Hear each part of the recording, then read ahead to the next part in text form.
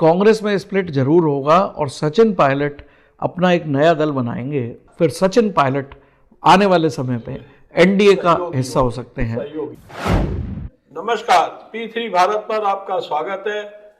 5 राज्यों के चुनाव में अब राजस्थान का चुनाव होने वाला है। 25 नवंबर को मतदान है और चुनाव अभियान जोरों पे हो चुका है। हमारे संग मौजूद है राजेंद्र सचदेवा जी। एक विश्लेषक के रूप में आपको क्या अंदाजा है इस बार चुनाव में? सक्सेना साहब, जहां तक मेरी पर्सनल ओपिनियन का सवाल है, और मैं कॉन्फिडेंटली कह सकता हूं कि आने वाले समय पे राजस्थान में बीजेपी गवर्नमेंट बनाने जा रही है। ये कैसे, मतलब कैसे समझ रहे हैं आप? क्या है, परंपरा को मान रहे हैं या इनकम्बेंसी फैक्टर को? मैं दोनों को एक तरफ रख देता हूं जी। मैं आपको आंकड़े के आधार पर बताता हूं कि ऐसा मैं क्यों कह रहा हूं। यदि आप 2013 में जाएं तो 2013 में बीजेपी परंपरा के मुताबिक राजस्थान की जनता ने बीजेपी को जिताया था। अगर आप 2013 में देखें तो बीजेपी का वोट शेयर करीब 45% था और उनके सीट्स और कांग्रेस की सीट्स में भारी अंतर था। कांग्रेस के पास केवल 21 सीटें थीं और बीजेपी के पास 160 सीट्स थीं। तो वो तो था परंपरा के मुताबिक या एंटी इनकम्बेंसी।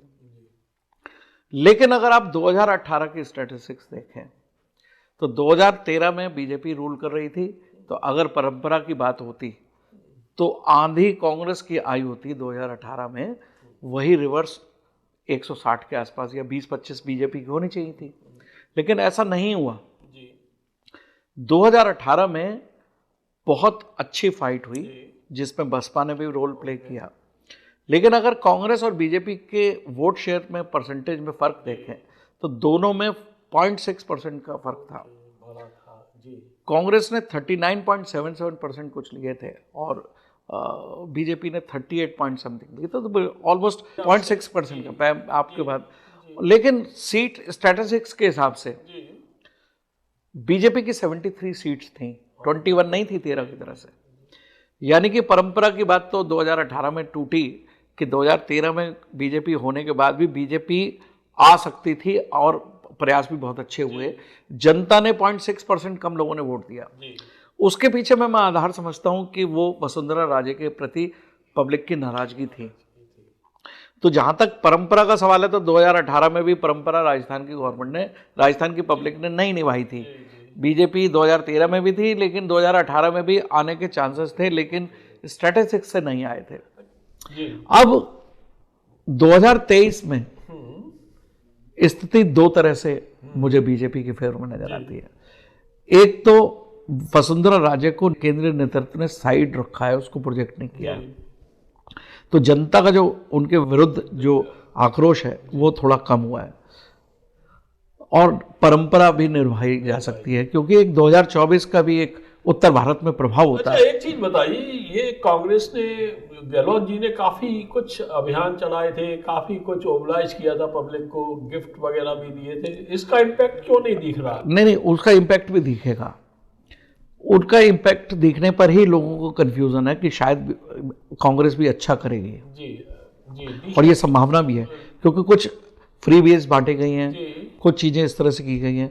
लेकिन जो भ्रष्टाचार के आरोप हैं गहलोत परिवार पे, लाल लाइरी का मामला चल रहा है, तो उस केस में जनता जो है वसुंधरा को भूल गई है। अब जनता के दिमाग में बीजेपी है। बीजेपी, इस वजह से मैं कॉन्फिडेंटली कह रहा हूं कि बीजेपी आएगी। लेकिन एक थोड़ी सी जो संभावना हो सकती है कि बीजेपी की सीट्स 161 2013 जैसी ना आए, तो अगर वो 100 के आसपास, फिर वो उल्टा अगर आंकड़ा हो गया 100 और 73, यानी कि कांग्रेस भी अपना प्रयास पूरा कर रही है, हालांकि उसके चांसेस बहुत कम है।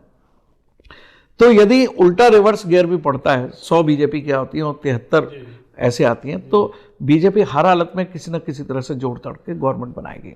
नहीं, ये बताइए, जैसे अगर बीजेपी आ गई तो मुख्यमंत्री पद का काफी दावेदारी। देखिए, वसुंधरा राजे तो किसी भी तरह से मुख्यमंत्री नहीं बनाई जाएंगी, क्योंकि केंद्रीय नेतृत्व को ध्यान रखना है 2024 का। यानी कि जनता फिर वसुंधरा राजे से नाराजगी दिखा सकती है 2024 में यदि उन्होंने उनको चीफ मिनिस्टर प्रोजेक्ट कर दिया। बीजेपी ने कुछ केंद्रीय मंत्री भी उतार दिए हैं जी, और इसके साथ साथ उन्होंने कुछ नए नेतृत्व ढूंढना शुरू कर दिए हैं। मेरी नज़र में केंद्रीय नेतृत्व की लिस्ट में 2 नाम महत्वपूर्ण नजर आते हैं। एक नाम है दिया कुमारी और दूसरा नाम है गजेंद्र शेखावत। आपको ध्यान है कि शेखावत जी भैरव सिंह शेखावत परिवार से हैं, वो उपराष्ट्रपति रहे। तो ये दोनों प्रमुख दावेदार हैं। यदि क्लीन स्वीप हुआ और वसुंधरा राजे ने रिवॉल्ट भी किया तो केंद्रीय नेतृत्व किसी तरह से परवाह नहीं करेगा चुनते समय मुख्यमंत्री को। अच्छा, ये बताइए, वसुंधरा राजे जी भी हाशिए पे हैं और रिवोल्ट करने की अपेक्षा जनता उनसे रखती है, इसी तरीके से पायलट साहब से भी है। मतलब इनमें से कौन इनिशिएटिव लेगा? मैं आपको इस तरह से समझाता हूँ कि यदि बीजेपी क्लीन स्वीप करती है जी, तो वसुंधरा राजे के रिवॉल्ट से भी केंद्रीय नेतृत्व के पर कुछ फर्क नहीं पड़ेगा। वो अपने हिसाब से एक नया मुख्यमंत्री रख देंगे। यदि मान लीजिए कि केंद्रीय बीजेपी के पास सीट नियर टू बहुमत है जी, तो उस केस में वसुंधरा राजे रिवोल्ट करती हैं जी। अब लेकिन तैयारी ये है कि हर हालत में राजस्थान में गवर्नमेंट बीजेपी की बनेगी, जैसे मैं आपसे कह रहा हूं। उस केस में सचिन पायलट एक नया रोल अदा कर सकते हैं जी। मैं आपको इस तरह से समझाता हूं जी कि ये तो मैंने माना कि बीजेपी गवर्नमेंट बनाएगी, यानी कि अगर उल्टा रिवर्स 18 का देखें तो 73, मान लीजिए मैं एक इमेजिनेशन करता हूं कि 73 कांग्रेस की और 100 बीजेपी की।